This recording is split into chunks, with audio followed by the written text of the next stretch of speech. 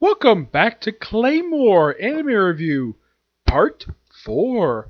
This one reviewing technically in a way, the second to last canon arc of the series, Introduction of the Abyssal Ones. This one covers roughly about 10 chapters. I actually think that in the case of this particular one, they probably just covered just chapters 41 to 49, because this is just my personal theory why I think that it covered it, but this might the wiki site didn't really say what chapters this one covered. But I had to assume that because next arc starts from chapter 50. Yes. This one basically is just this. This is a three-parter stretching from episodes 15 to 17. And basically, the main story is this. Claire is looking for Rocky. And she's walking through a town. She's wearing a completely different attire than she was wearing previously. She just goes back to her regular Claymore look with the very next arc of the series. So she wears kind of like a cloak with a black attire underneath, though she kind of works as later on after the time skip of the series. So she just walks through town looking for Rocky, and then all of a sudden she comes across a Claymore, wounded, and looks like she's been chewed up, literally chewed up, and like she needs to go rescue him and rescue people who are there. There's a couple of comrades there to rescue him from an awakened one. Yeah, but this is not an awakened one. Nope. This woman surprisingly had the same appearance as the awakening one from Ophidius Madness. Yeah, this is actually filled to be an Abyssal one. These were like higher things. These are like higher creatures. And this one is believed to be the one from the south. Yeah, there's about 3 of these ones. There's Silver King in the north. There's one from the south. There's one from the east. There's no one from the west, surprisingly. Yeah. We don't really count the Silver King until the next arc. Yeah, like in the case of the previous arc of the series, it just mostly set up for the next arc, basically confronting the Silver King in the North. And she goes there and she comes across Galatea. Number 3, voiced by Colin Clickenbeard. Yep, and what's this Abyssal one doing? She's trying to turn Claymores into Awakened Ones. Why? Because she wants to go to war with the Silver King. That's the only reason why. And apparently the Silver King has got his own army. Yes, he does. So, Claire and Galatea do in fact agree to work together, despite the fact that, well, she is actually sort of kind of in the way wanted to be an organization, but not fully. They do have a brief scene of the people who head the organization, and my gosh, these guys are, these are all men, written to be complete jerks. They apparently don't care about their own frickin' warriors.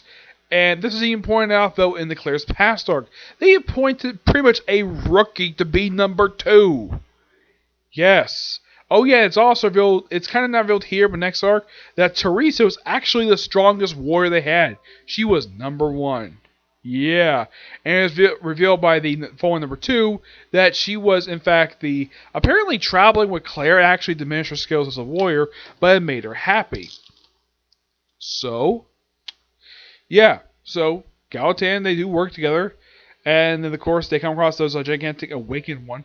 No, I don't. Apparently, this awakened one, and this I think is quite interesting. Apparently, these two are a couple.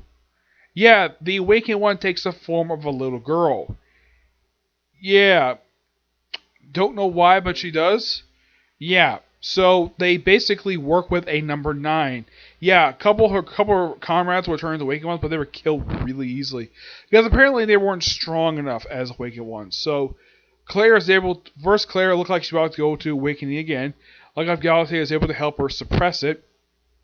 It's the second time she's gone to half awakening. And then Claire goes rescue number 9, Jean. Yes, that's her name, Jean.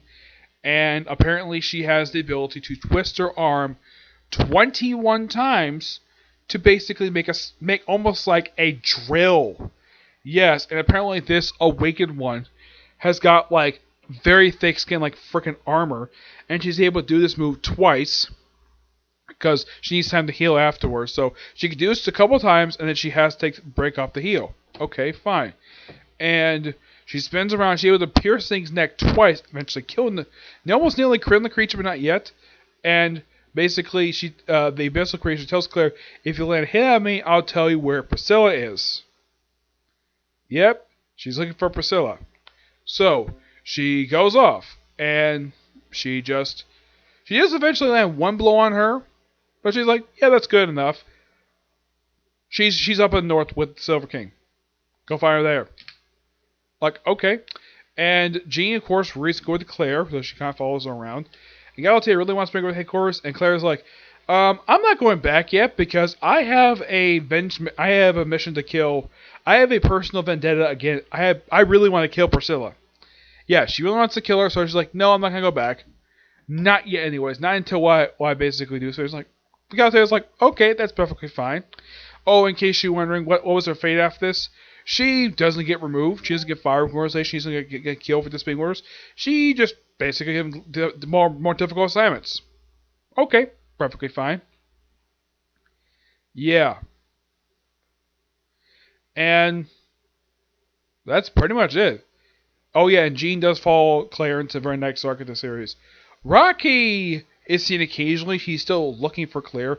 He doesn't really. You see him occasionally appear in this arc, still looking for Claire, and apparently he's got to go north for some reason. So, but basically his plot thread does get continued in the very next arc of the series, the North Campaign arc, which, if I remember reading from the manga, it was quite long. I'm gonna look it up later after I finish watching because I'm actually about 40 episodes into this arc, and it's only 7 episodes because the last 2 are pretty much filler.